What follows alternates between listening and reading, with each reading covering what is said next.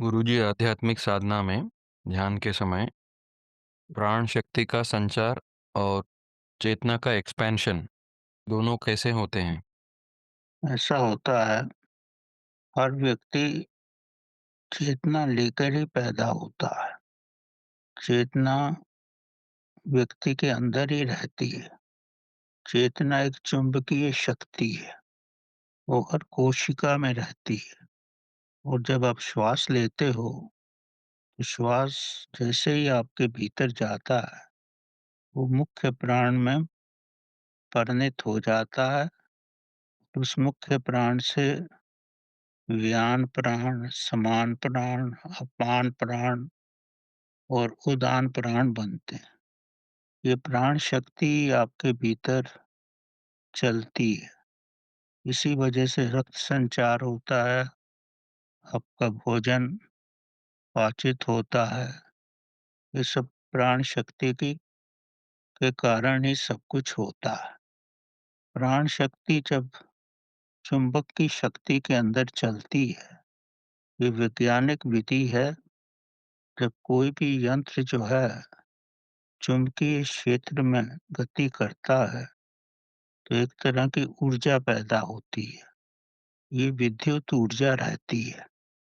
इसी तरह हमारे भीतर भी चुंबकीय शक्ति है और प्राण शक्ति चलती है, तो एक विद्युत धारा पैदा होती है, तो हमारे सारे शरीर में विद्युत धारा रहती है।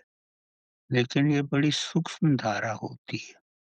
जब आप ध्यान साधना करते हो, जब भक्ति भाव में रहते हो, श्वासों की प्रक्रिया करते हो, मंत्र जाप करते हो, तो ये विद्युत धारा प्रबल होती है। जब ये विद्युत धारा प्रबल होती है, तब ये धारा आपके मेरुदंड में चलने लगती है। लेकिन इस अवस्था में पहुँचने के लिए कई वर्षों की तपस्या चाहिए। कुछ व्यक्तियों को तो कई जन्मों के बाद ही ये अवस्था आती है। जब इस धारा का आपको अनुभव होता है, तो यही धारा आपको ध्यान शक्ति देती है और जब ये सहस्रार से ऊपर निकल जाती है, तो ब्रह्मांड के अनंत नाद के साथ इसका संबंध होता है। जब ये अनंत नाद के साथ मिलती है, तब आप सविकल्प समाधि में जाते हो और जब इसका फैलाव होता है, तो निर्विकल्प समाधि होती है। ये बड़ी ही सूक्ष्म प्रक्रिया है।